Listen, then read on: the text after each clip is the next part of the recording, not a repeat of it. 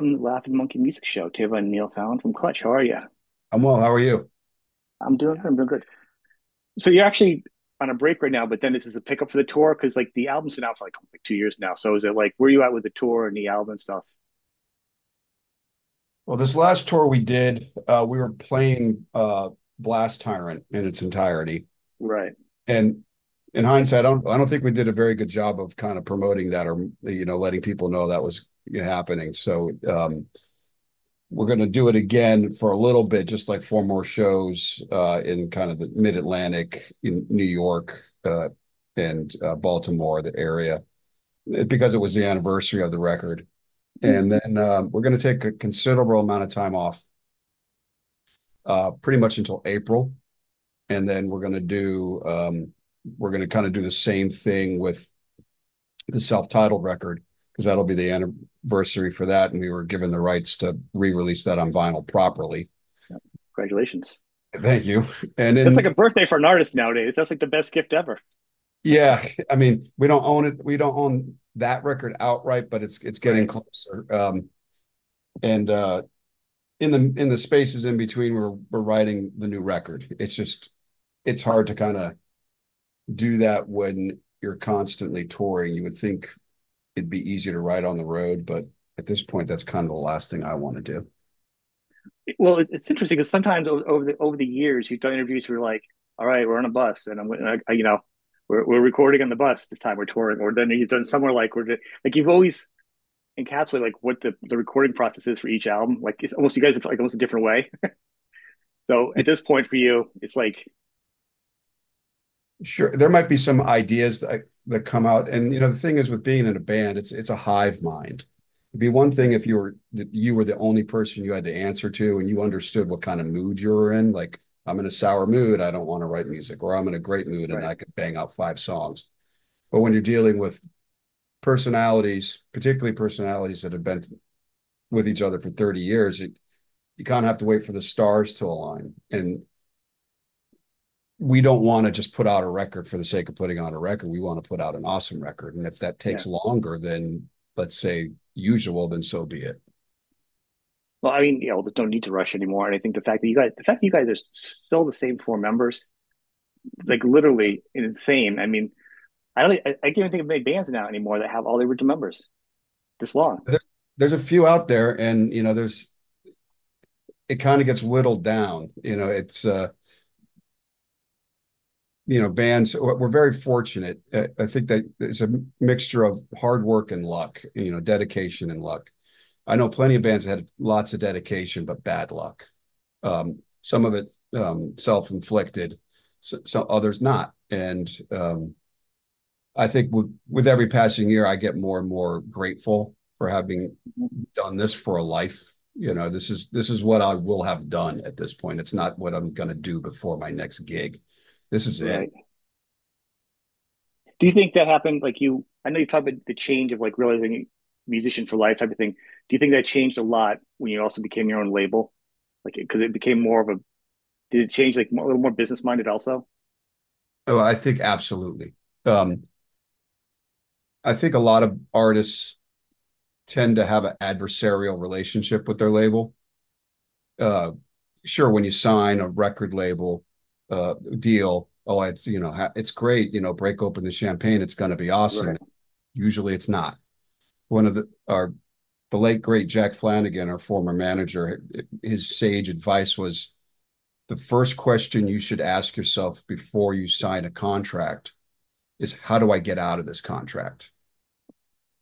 And now, That's awesome. so we've signed a contract with ourselves, and that makes us more emotionally invested in it. We don't Mhm. feel like we're have to if something goes wrong, we know who to point fingers at. It's ourselves. There's a lot more Yeah. personal responsibility. Um, but in this day and age, I don't understand why a band would sign a multi-album deal um, along, to be on a label with a bunch of other bands who have signed similar deals where Yeah. a little more work, you could just do it yourself.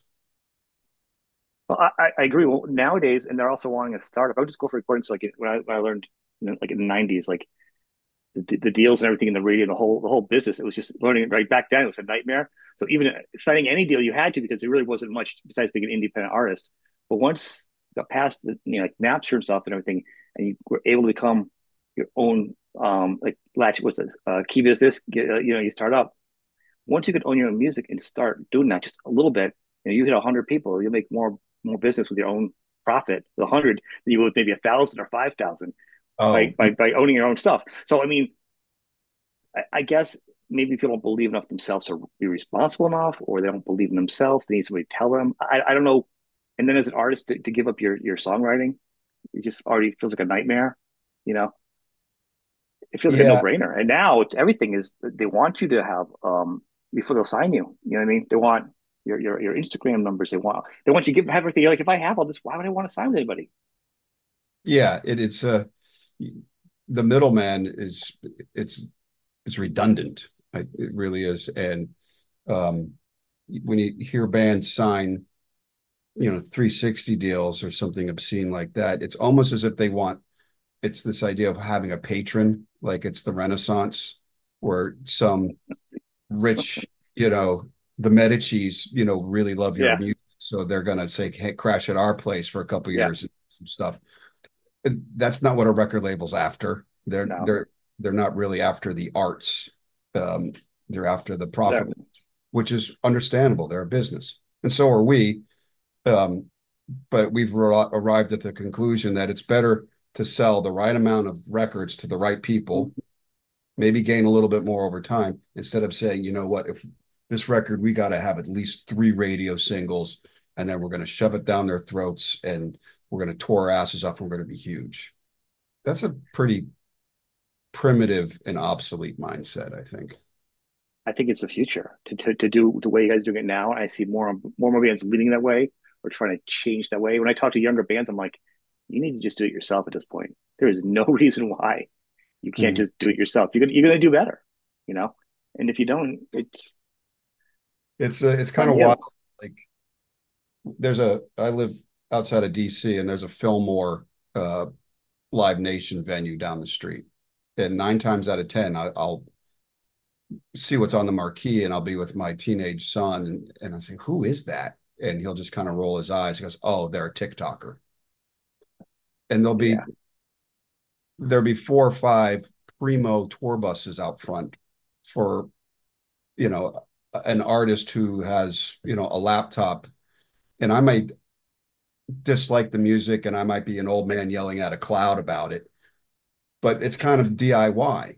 They're right, if they have their head screwed on straight, they don't need any of this promotion because they have it in their hip pocket. right. Well, the difference between that or they have a million followers on something, TikTok or whatever, but then they can't fill a club because they Well, have the there's a lot lighting of and everything else. That's the only thing that makes me kind of like the most. I'm like, oh, that bothers me the most. There's a picture of a guitar and at the beach or something, and I'm like, could I get this stuff sent to me? You want to interview me? I'm like, no. I mean, this is like I talk to artists that have put the sweat in. This is I respect these people. You know what I mean? I don't even know what this is. I don't even know how you got my address. You know, Yeah, it's you can kind of tell. I mean, uh, I think just because something's on TikTok doesn't completely devalue it. However, um, I think it has to do with your intention. Like if you think the music is sort of a vehicle to a place, other than that's the place already, right. then you're putting the carriage in front of the horse. It's it with all the talk about technology and changes, I'm always thinking about how in its rudiments the live music experience is primitive. It goes Mm-hmm. back hundreds of Primal, yeah, thousands of years, and whatever, however it's delivered is almost sort of just the packaging, and it's going to yeah. change in another 10 or 15 years, but people still love to hear someone banging on a drum. Well, I think at some point it's all going to just melt away anyhow. It's going to be like that Johnny Depp movie when this his he takes over the computer AI, and the whole world takes over the over movie, and everything just falls apart, and it's just back to the beginning. Without, you know what I mean? Computers, it's going to go back again to some kind of raw version. I mean, there's a certain point where everything's going to fall by the wayside because real music is just real music. Whether it's huge or not, it doesn't really matter because it's all from the heart. you know, it's all around the world, you Yeah, know. you know, and I sometimes I ask myself when I listen to something that I really don't like and it's huge, and then I say to myself, am I now my dad in the 1980s? You know, is it just me Yeah, getting older? Probably that has a lot to do with it because I think you glom on to the music of your youth because that's when you were most right. impressionable and that's when you created your identity. And sure, I discover new music all the time. Um, if I have one complaint, I think sometimes the technology can kind of make it homogenous, whether it's vocal plugins that make everybody sound perfect and the same, or I get on YouTube and I always get things pushed to me for like music production. And it's like, Yeah. check out these chord packs. You just click and drag it into your song, and wow, it sounds like everything else. I'd rather hear the imperfections, to be honest. Well, and one of the things that's great, and I've always been a fan, like I say, if you have an artist that you love, I say go to that, see what that artist loved, and then maybe you go 3 artists deep on that. Go really deep. I love the deep dive. And you did a thing where I don't know, it's like on Revolve or one of those things. You did like 11 albums or something Mm. that you named like 11, a couple albums. You remember when you did the interview? Was You it did a the while back. was it the non-metal albums? Yeah. You did like Lord of the Rings, like instrumental. Yeah. You did all kinds of crazy ones. I went down. I checked them all out. Some of Oh, them I didn't cool. get, but I love Sure. that kind of stuff. And I think that's the core of music. Like when I hear music, say I get music into me now, my mailbox is always full. I'll be like, well, first off, and I'll be like, I'll have to listen in 2 years. One is, yeah, get off my front lawn if I'm into that. Or, but I'll be like, but are they still good musicians? I'll be like, I can clearly hear they're talented musicians. I'm not jiving with it. I can't get behind it Mm. and push it and support it because I'm not, I don't do this for money. It's just not a moneymaker. This is literally about me supporting bands I love and helping the connection go. Maybe get some new fans in. You know what I mean? Or give Mm. non-clickbait information to honest fans. You know what I mean? That's part of the music community. So I can't do that and be honest about it if it's that. But sometimes it's just crap. It's literally just they see something they like and they copy. I mean, you know what I'm saying? They copy it. They do a good Mm. copy of it, but it's not original, and that might be their limit.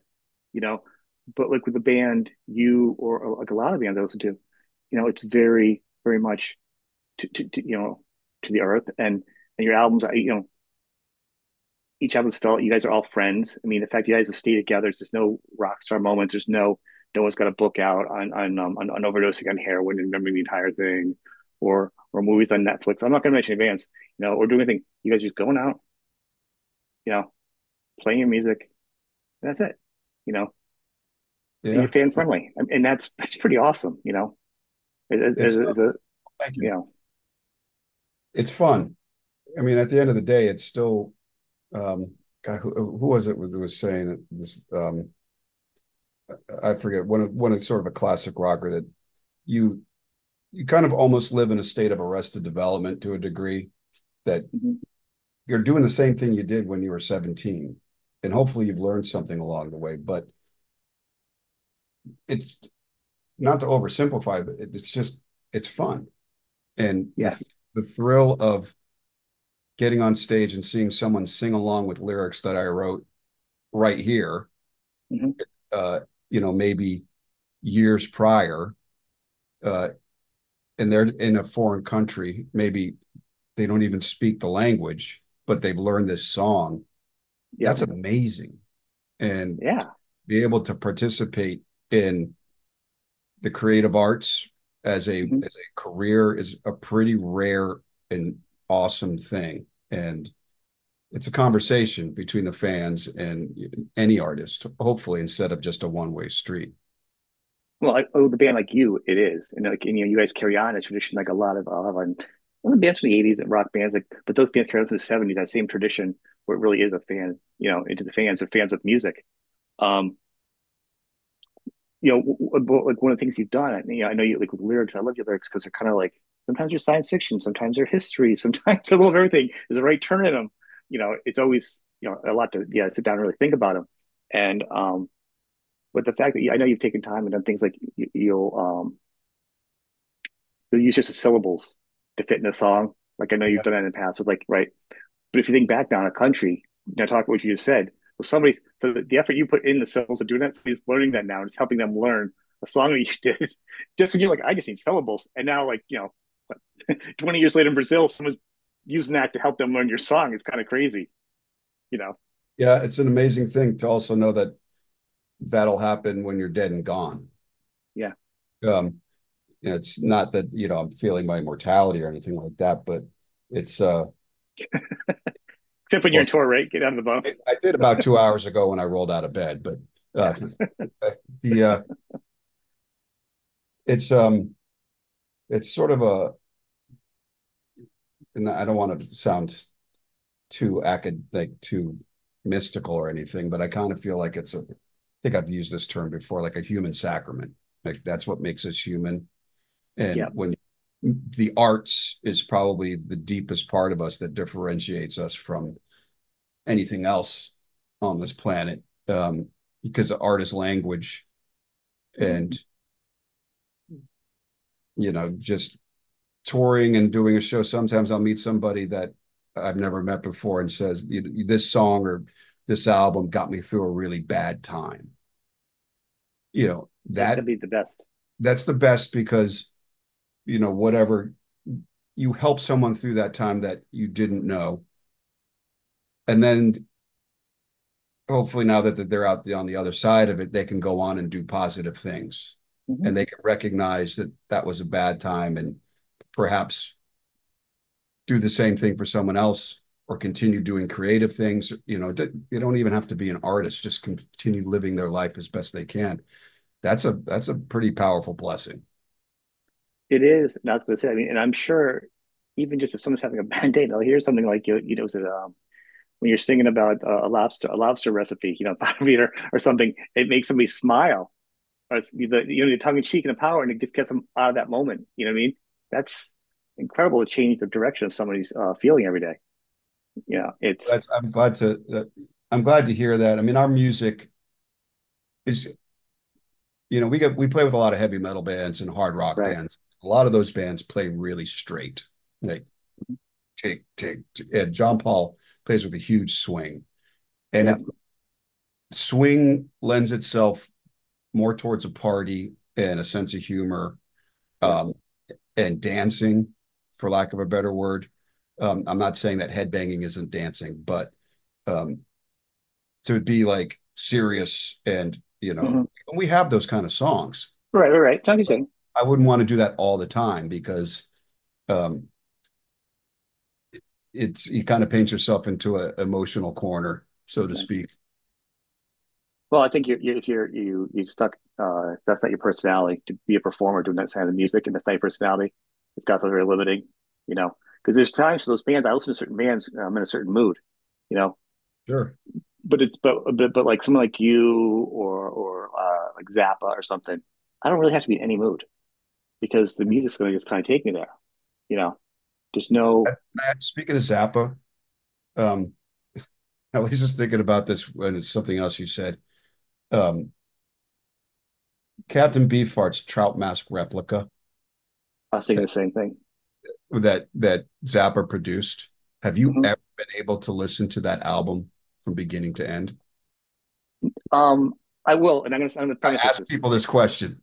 Yeah. I will say that. I will say that, and I do a show with Dweezil Zappa where we Uh, deep dive a lot of his albums and stuff. So we've been doing it for years. And one of the conversations that even Dweezil said, he goes, somebody came up to me and said, Thingfish. He goes, somebody came up to me and they said, Thingfish got me to Frank Zappa. He's like, I can't even believe that would even that album. But the same thing with Captain Beefheart. Those are albums that are those are hard to listen to. oh But yeah, when I was saying to you, I was literally thinking that because I always had a Zappa on my mind because I've done so many Zappa shows. I was thinking that reference too. You know, yeah.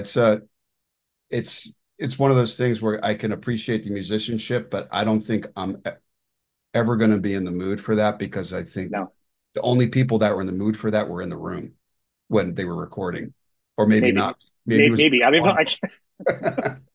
yeah, I don't know if everybody was in the mood for that one. Um, but the importance of being honest in your music, and I think what's great is you come across bands are very serious, but then you do the video, and you're very much a sport and a fan of having a fun video. Yeah. I mean, it's very enjoyable to watch you do like, Ghoul Wrangler or like or anything. I mean, those are fun videos because you're like having fun, but the music's so good. Not We were sort of late learners to the video thing. We didn't do a whole lot of them.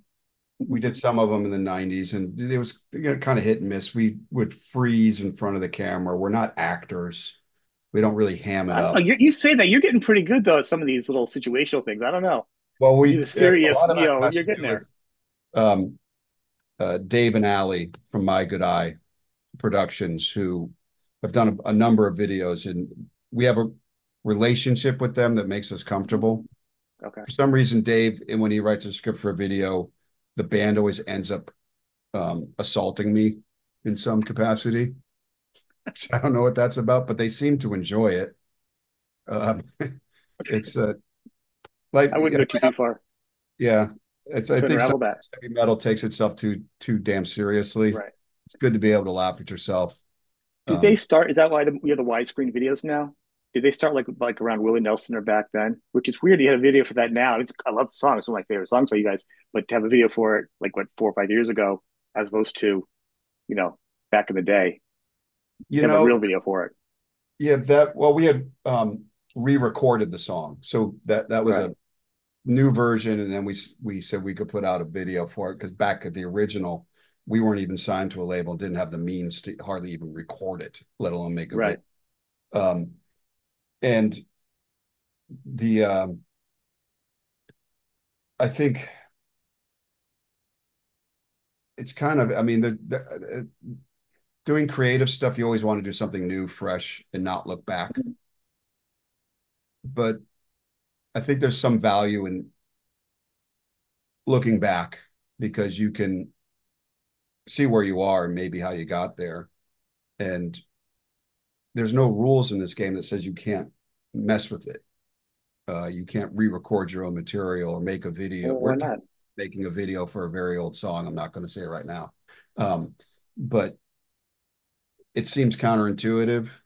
Um, but it's I think it was maybe it was Pablo Picasso or someone like that was banned from the Louvre because he kept going in there and touching up his own paintings that were hanging on the wall.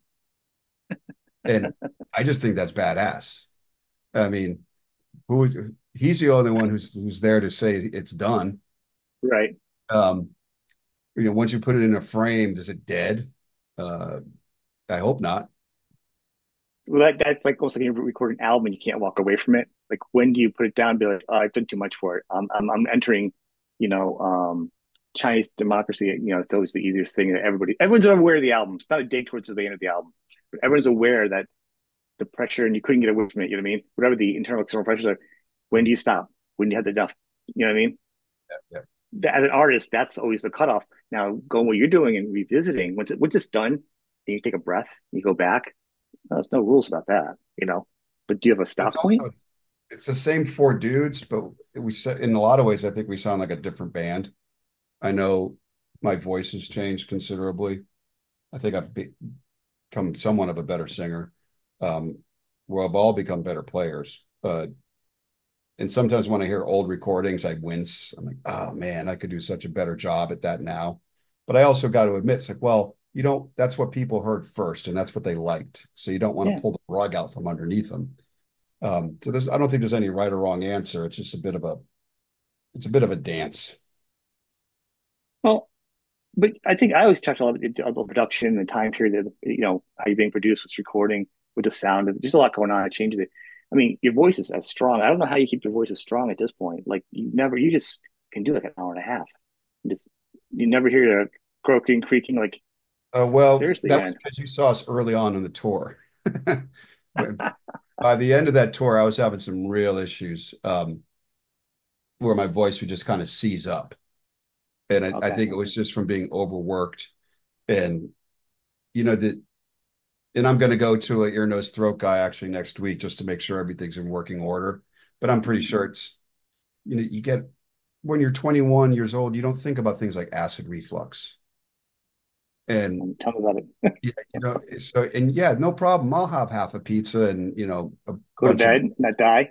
go to bed and wake up and Yeah, do it again and again and again. Now it's like, well,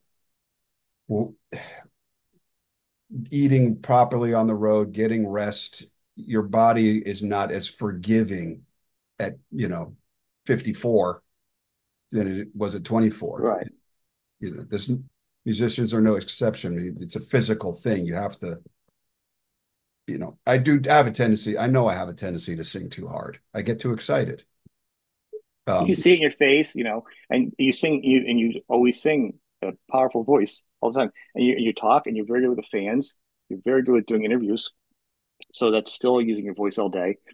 You know, you're always out there. There's a certain point where your voice is like, Neil, I need a break. You know what I mean? Like, yeah. like it's got to be. And as you get older, it's the healing time is One thing that yeah, I only recently in the past 5 years started vocal lessons and doing really, vocal warm-ups very religiously. Um, and after a show, I bail and I don't really talk to anyone, which is okay. Many years ago, I'd want to go out to the bar or hang out. I don't really want to do that anymore because I've been there yeah. and I've done that, and there's nothing there for me. I haven't seen too many damn times. Um, so that's a convenient excuse to be antisocial too. I got to rest my Well, no, voice. I want to say it to people right now that are listening. I always say this, even if I get invited to a show, and if I were to say, "Oh, you're going to come back," I'm like, I want to say thank you, but you just did a whole show. I don't expect you to talk. I mean, I'd want to just hide, with your voice. You need to rest your voice. I know that. The fans should Yeah. know that. I mean, if there is a meet and greet or something afterwards, just shake a hand and do this. Let them rest their voice so they can do the next show. They're not being jerks. It's just physical limitations to a certain point. Guitarists have a little more freedom, bass and guitar. Drummers, that's like the second other body part that gets worn out. Oh They're yeah. replacing rotator cuffs and this and that. And it's athletic. So I mean, drums and vocals are the hardest things for me. I mean, you could probably be sick and be a drummer, but man, you get a head cold. You can't fake it when you're singing. No, no. And You know? it's also environmental. I mean, tour buses are nasty. They just recycle it, Yeah. sour air and mold and mildew. And um, it's yeah, it is a physical thing and you got to take care of it. And the thing with doing shows is a lot of times people buy tickets weeks, months in advance. They got a babysitter, they made a plan, they Yep. maybe they're going to get a hotel, and they want to party, and they know the band, and the band's been on tour for 4 weeks, and it's Wednesday night. But for the people that are there, oh, that's their It's Friday. Friday. And then it happens again on Thursday night and Friday Mhm. night, and then on Tuesday. And you gotta pace oneself. Well, yeah, and I think because they're thinking, when before they were married and had kids, whatever. A lot. I saw you guys early on. I remember seeing you guys then and seeing you later. You know, they're a different person, and that's their 1 or 2 weeks. Nice they make about all year. And they want that band. They want that moment. Yeah. They're in the young 20s, and you're like, I'm not even that guy anymore. I can't even do that with my. I'm not playing. You know, it's kind of a expectation that you're going to always fall short if that's what they want. I think you got to kind of look at where you're Yeah. at in life. You know, Yeah, I've come to the conclusion that when the last song is over, the show's over. And then at that point, I have to start thinking about the next show, which is in right. 22 hours. And I don't always do it right. Are you Sometimes, stacking songs? I'm sorry to miss something. Are you stacking songs? Like what do you giving mean? yourself a rest? Like, well, it seems like you power through songs. Some artists will take a set list and they'll do like a couple rockers or a slower song, or and just sort of like they will stagger the set in a way that they can perform, give themselves a rest in their voice, build up for the next big crescendo. Like I'm saying, you sing a little differently. Do you do a set list like that? Because you guys are always mixing up your set list, or is it We just mixed up a the set list. shuffle? We don't really have any songs that would give me much rest. The Yeah, closest thing that came to it was on this last tour. We did um, the song Weathermaker, which is instrumental, but it's only about a minute and a half long. yeah, Sometimes I get envious of, you see some bands that, oh, they do a 2.5, 3 hour set. yeah. Yeah, with 45 minutes of guitar Okay. solos and then backup singers and uh there's seven people behind you and it's this whole accompaniment that you can go with the flow. And I'm not saying that they're faking it, but I would imagine that's not as taxing as trying to do 90 minutes of, you know. Right. Well, that's the thing. I still don't even know how people can even do the growl at this point in their career and put on those shows. Like when you vocally, I'm like, I don't know how to even do it.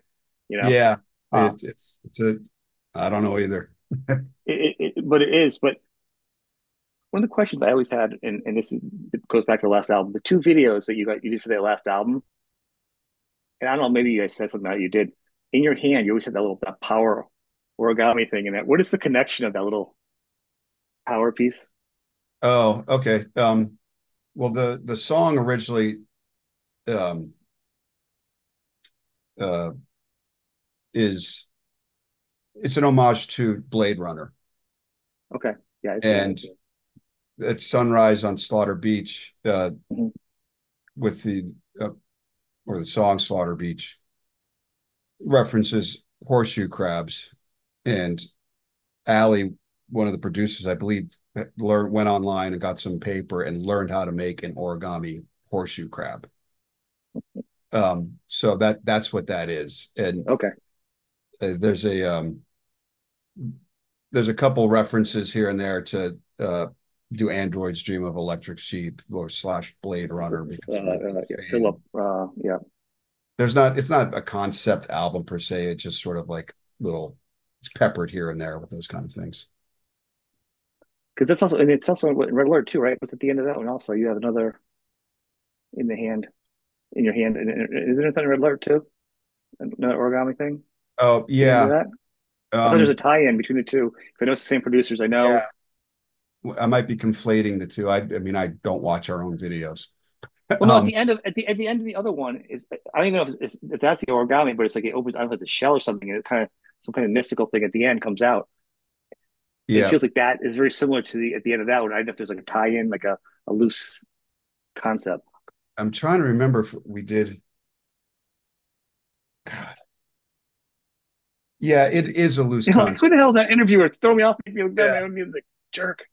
That's I am the worst at that, like trying to like do the instant recall on like lyrics, let alone videos. But yeah, it's all based on sort of like the vague references to those Dick, you know, works. Yeah. Uh, And when he says Dick Works, he means it's the author. Philip K. Dick's Thank you. Which is a work. like so many great stories. Yes, That, I have a that could be collection taken out myself. of context. I know that was pretty funny. There's a quote, and there's your headline. Um, well, actually, that was another question I had with you. So many lyrics. How are you remembering them all? Because you don't keep the same set. Like some people say, we're going to go in, we're going to learn 10 to 15 songs for this tour. And an artist will go in and learn the woodshed, their solos again, you know, especially as you get older. They'll, Hmm. you know, whatever. As a lyricist, and you've written probably what over 150 songs, I think, probably published, maybe I won't give or take. That's a lot. Yeah. Yeah, exactly. I'm saying there's just so many you can't remember them, right? I don't know my kids' names, so you know, Yeah. and they've been in the house like 20 plus years. Um, but to that point, like you are also rotating songs, so you're not stuck on that certain set list. The challenge of remembering all your lyrics is got to be a whole nother ball of wax too. Um, yeah, I think, well, straight up, if there's a song, what we'll do is just speaking on practical terms, let's say somebody in the band wants to play a song we haven't played in a long time. Mhm. Ideally, the guy will say, "Hey, I'm thinking about putting this song on the set list when it's my turn to do the set list," giving everybody hopefully at least 24 hours to go on Spotify and listen to our own music. Um, I will say this: looking at the AI generated lyrics Yeah, is never a good idea because they're never right. Because it does everything phonetically as best as it can. yeah. Um, at any rate, um, and we'll practice it for sound check, and if it feels good, we'll do it live. I think as far as there's a weird psychology, and I think in sports they call it the zone. Like if I'm thinking in a song, like while I'm thinking, is this okay? I got to remember the verse two because we're in the pre-chorus, and then it's verse two. If I'm thinking on those terms, invariably that's when the mistakes happen. Yeah. But if I'm not thinking about the lyrics and instead listening to the music, listening to the drums, uh, it kind of carries the does the heavy lifting mentally. Muscle memory. I mean, my Yeah, motto is if you think you stink. Anytime I think about something, I'm a nightmare. yeah, Best yeah. shot is not thinking about it, and it looks like it did on purpose. The only Give or other take. I will say this, what I also can't do, and I probably shouldn't say this in an interview because people are going to start doing it. When people hold up signs or, God forbid, a cell phone with the big font that's scrolling something that says Yeah. play, blah, blah, blah. I kind of have this Ron Burgundy syndrome. Like I will say what I read and Oh jam yeah. it into the song, and then I'll forget where I'm at and have to scat my way to the end. Um, but doing a different set every night is good because there's a bit of fear in there Mhm. and it makes you think and your adrenaline's up, you're engaged. Um, if we did the same set every night, which we kind of did this last tour, and it wasn't as bad as I thought, but that's when I would start daydreaming, getting too complacent. Mhm. I think that's when more mistakes would happen because Because you're not on edge. I'm not as freaked out. But it's interesting to go online, and there's I forgot what website it is, but if you actually look at the set list or whatever, and people write them in there, and it breaks down like all the songs you've done from what albums and stuff. It's always really interesting to see because I do it with a lot of bands, and I'm like, interesting. You guys really do mix it up. I think there's one song you guys did like once in the past tour, an acoustic version of something like, oh, I can't think of what it is now. It's like once you did it. So it's really funny how it kind of needles down to it. Mm. And you guys really mix it up though, which is as a fan, you get a couple tickets and you're in a couple of areas. It is fun because you don't know what they're going to do. You know, I think that helps out. I know sometimes we've been compared to like a heavy metal jam band. I don't know how yeah, accurate that is, but I think there's some parallel with you don't know what you're going to get, and there's a kind of uh, a lot that adds an element to the live vibe that if you knew, there's been plenty of bands I want to see, and I can see, oh, this is the set I'm going to right. get because they did this in New York, in Philadelphia, in Mhm. Pittsburgh, Wilmington, and they're going to do it in DC. And man, I wish they play this. It takes a little bit of the surprise out of it. Um, Right. but it's some bands are slaves to production where you have to play certain songs because the lighting director's got his pyro cues on this, and you Mhm. have this backing track that has to play here, and you've worked out, okay, this is when the bass player or the guitar player switch sides, and the Mhm. singer turns around and does something to the drummer. That's all well and Yeah. good, and that's very theatric. And I saw Judas Priest do that the other night, and it was awesome. Um, that's not us. No, We can't do that. that's what they've always been. And that, I mean, Rod still sings like a madman. Can you believe that? That's just insane on a side note, huh? It was really inspiring. Because something like, look, I'm in That's a my. love of music. That's not about money. That is your love of music as a Doesn't performer. have to be doing that. No, It, he loves it. He yeah, loves singing. he He's loves good. singing. You could see he started railing. He started talking the whole discography of Judas Priest like he had memorized it, and it's sometimes you know just when you think you're the one of the older bands on the stage, out walks Yep. Rob Halford, and you're like, oh, I got you, 20 more years to do this yeah, before I can even. we don't, yeah, let's keep stretching. Well, it is pretty amazing. I mean, you guys have fluidity. I think that's probably why you feel more jam-bandy because you can mix up songs and there's a fluidity to your songs where it's not like it's a hard stop. And you're also doing a thing where you're like a hit single band. There are a lot of bands that I enjoy. Unfortunately, they want to do mix up their albums, but their audience wants to hear like five or six songs that they have to play. And the band's like, oh, I could take a break. I appreciate the song. Really could take a break from that song. I'm playing it for the 18th time. in a row. You know, you guys are not in that spot. You guys are actually a fan base that dug your songs at the very beginning a certain way, and you never hit stands. You know what I mean? So that's kind of like the jam band feeling where you like people just dig the album, and everyone's fans of all the albums. It's not like the album had no hits. No one likes it. You know what I mean? You don't have that problem in your list of albums you've done.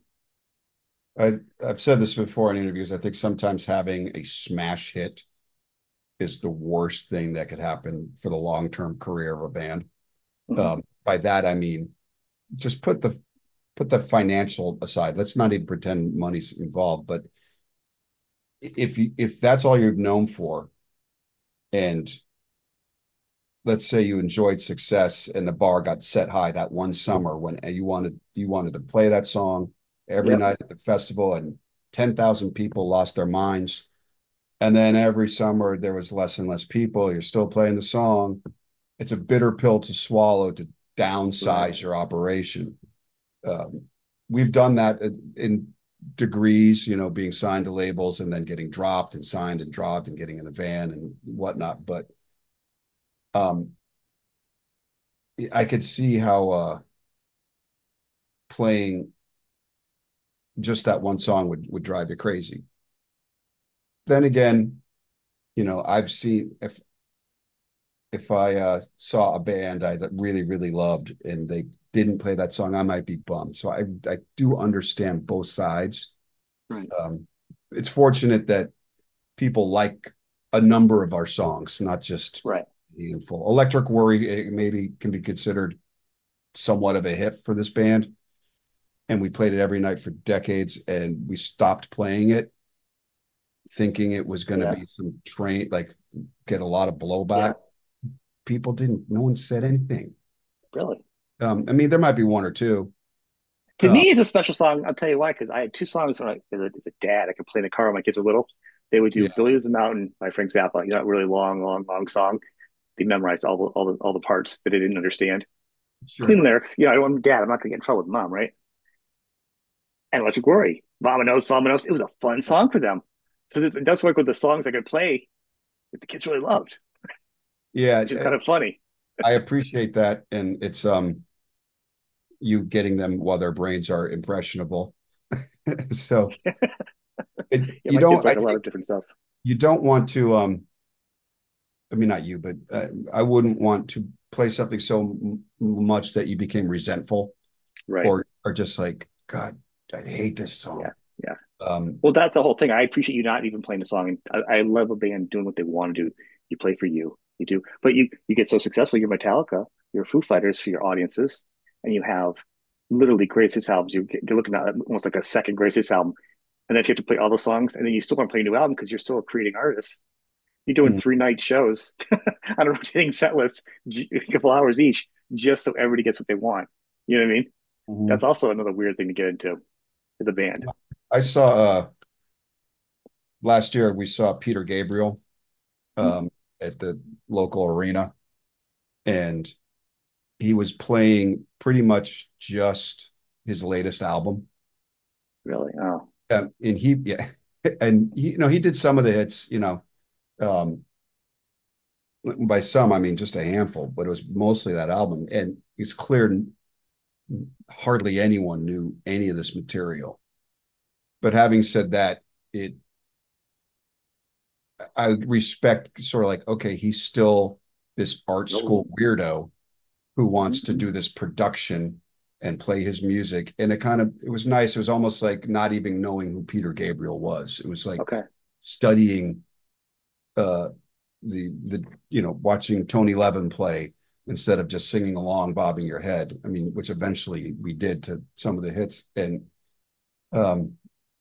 I mean, I guess you don't want to rebel against your own success too No, much. it's hard, but you want to seem like you're relevant. You want to be in plenty nostalgia. I get why he wants to move forward, but Mm, when he went, he was so his creative stuff. I think it's problems.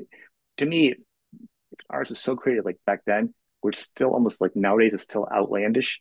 Like the flower, like he was still outlandish then. Like nowadays, people still can't wrap their head around when he was dressed like that and did these crazy things. How mm. creative it was and how pushing the limits it was. He can still do it now. People wouldn't get it. To me, I'm like, that's why I'm like, just generationally, I think I missed it. I get why Yeah, he'd do something newer, but I'm like, selfishly, yeah, you maybe a want to see private show. I want to see some of the old stuff just a little bit. yeah. I'm 53. I just missed a few of those shows. That's all. Yeah, I understand. It's the creative impulse is like is always to move forward. Uh, Mhm. it's a music. The music's weird like that. It's like it's not like. I mean, I guess the only analogy I can make is someone writes a book and then they make 100,000 copies of it, and Right. everyone can read it. It's like a song. Like, sure, you have your record, but live music, um, they want the song that they sang in the car with their kids. Mhm. I see both sides of it too. Doing this long enough and being the kind of fan I am, but no one says that not the public is not as intense. There's many intense fans as I am that would do this much effort. So Yeah. the buying public wants more hits. They want to know what they know, and that's it. Um, Last couple of questions I actually have you. I want to know about your. You've done some collaborations with people. You have a great one with Volbeat. You did a fun one with I don't know the name of the kid, like a dad garage rock thing. That was really fun. Oh, Delco detention. Yeah. Yeah, so you've done some fun collaborations, and you're a good guitar player on your own. Any like do your own like solo stuff? Not I hate the word solo. That sounds weird because you guys, even your side projects are you guys. But any single stuff you just doing like unplugged stuff? I know you've done shows, but any kind of recording stuff maybe in the Um, future. I've been trying, and I've slowly been accumulating songs, which I don't really feel fit in maybe Clutch's universe as well as it Mhm. could in its own. And I think there's also a hunger to like just get out of that world for a brief moment and go back to it because you can become so accustomed to the playing of your bandmates after so many years. It's sometimes it's good to get Healthy. out and come back. It helps both sides of that coin. Uh, it's but also I'm also I have a hard time segmenting like segmenting my time. Like I'm playing a riff. But I want to write a Clutch song. I don't really. It's long story short. It's a slow process that I've been working on, and But it uh, is in your wheelhouse that it could happen. Like, you could come yeah, across songs. You're like, that's a good song. It's just not a Clutch song. It's not a song. It's just that. And, there could be a collection of songs where they become EP or an album or, well, I'm saying whatever nowadays you release, but there's a potential to have just you doing stuff. yeah, I think so. I mean, I enjoy writing music. I pull my hair out doing it, but when it's good, it's incredible. When it's bad, it's awful. Uh, and it's yeah, it's something I've been meaning to pursue, and I have been, but at a really that's a Because I think snail's. there's a song on the internet on YouTube. I don't know. It sounds like it's you. It's an older song. There's like a video out there. I don't know what the song is called. And I'm like, and people swear it's you. I don't even know if it's you. So I ask you if you know if it actually was you. Like a song, it was like really mellow. People are comparing it to Clutch songs. What's it called? I can't think of the name of it now. I'll send you the link after we're done talking. Yeah. You can confirm it, confirm or deny that song. So that made me start thinking. I'm like, you really done everything solo. I mean, you guys have always done stuff together, but you guys are a pretty open band, so it would make sense if you just kind of write down stuff. You'd have stuff that weren't Clutch, and you were just kind of as you're saying, you're writing. That's your mindset by yourself as a songwriter. Yeah, Why I mean, would you not want to? I'm a big fan of like, well, I'm a big fan of a lot of things, but like Mark Lanigan and that kind of Yeah, production and that kind of delivery, ugly and beautiful at the same time. Uh, that's kind of, I mean, I'm not trying to ape that music, but when I envision something, what he does is cool because it's involves synthesizers and kind of a real kind of cryptic production, and that's what I like to listen to in my free time. So I would, and amongst other things, but I would hope it would be something along those lines. and I think I'm going to forget this. The last thing I think if anybody needs to go back and find that interview with or that interview, you talk about albums, whatever people will listen to it because they think you're just like I think people that they think you listen to is not what you listen to. And I think Yeah. them hearing those albums really might open their minds because that makes sense to me knowing that those albums there and you turned me on to some music by doing that. Um, but at the same time, I think other people may think you're just a rocker or just that whole genre or that time period they heard you in. and it's kind of far from really like a lot of stuff you listen to. I get what you're saying by describing what you want to do by hearing that. You know, Yeah, I it's think a little different. that's a lot case with a lot of bands. It's particularly, the older you get, and most of the God, that Lord of the Rings, that was I got turned on to that when we did a tour with Graveyard, like ages ago, and they gave me a Mhm. CD burn of that, and that was a cool thing to get turned on to, music I hadn't heard Yeah, before. Because you got to you got to have some kind of mental floss to get your brain out of one world for a moment so you can yeah. appreciate it. And I actually listen to that when I work. That was for some reason that seems to work every time. It's one of oh, my what am I going to listen to at work today? Things. If I can't figure out what I want, it's so that can go good. on. It is It's good. So I mean, people go back and check out. You really threw down some, and some I listened to. I was like, all right, I get it, not my thing. But I'm glad I was exposed to this because it's I mean, it could go edge you to another world. Um, but the last thing I wanted to say to you is your beard has taken on life of its own with people. Like God, you shave it in a video, they think it's the end of the world. There's a tear in the fabric of the universe level. yeah. You know what I'm saying? It's really gotten kind of funny to the point where it's like it's almost like it's like the fifth member of the band, like it's going to need its own bus soon. There'll be a hologram video tour for it, and you know what I mean? Could do movies. Like it's got its own personality to some people. Getting rid of the beard. I wish I had shaved prior to that video because I was just sick of it. I wish I had done it like from this state to that, Yeah, strictly as out of passive aggressive satisfaction. Uh, when I at one point had a Twitter account, um, and I got followed by an account called Neil Fallon's Beard, and I was like, wow, that's like some next level Philip K. Dick stuff. Your yeah. phone has your part of your body's following you via your phone. This makes no sense at all.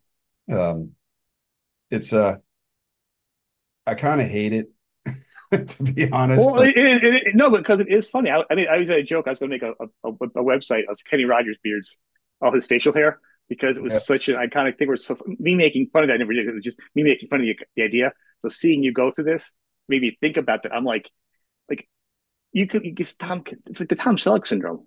Only two guys can really have mustaches now and get away with it without looking like they're going to sell you some hipster beer. You know, Tom Selleck and Sam Elliott. Everyone else looks like they're just, you know what I'm saying? yeah, Picture them with yeah. a mustache. It freaks you out. And the times that I think that was actually might have been one of the last times I shaved it off, and it was very much like seeing a turtle out of its shell. I wanted to put it right back on. I was like, ew. It's hard enough when you have to deal with it yourself, but I could imagine having an audience of people criticize it too. Like you shave, you're like, at least it feels clean. You know, I feel a little different breaking up the things. I'm like, I don't want to catch myself in the mirror again until it grows back for X amount It's of time or funny. whatever. It's funny to see like my kid's reaction to it when I did it really when he was really young. I shaved it when he was out at school and he came home and he would not look me in the eye for days. Really, I was like some kind of imposter. that's Um, how funny. yeah, it That is was hilarious. pretty amusing. That is Um, great. a little concerning, but I you want to got thank you. This has been, very fun. But probably the ordinary questions I asked you, like these things I haven't heard from you. I don't want to drill them into you the same interrogation you get every oh, time. So, this is a pleasure. well, I want to thank you for the time, man. People check out, I should check out all things, and leave his beard alone. It's good. Let them have their own time. Yeah, this you is know, just the two of us. yeah, it's private time. It's all good. Sounds great. Thanks, Sean. Thank you. Bye bye. Bye bye. Have a great weekend. Take care.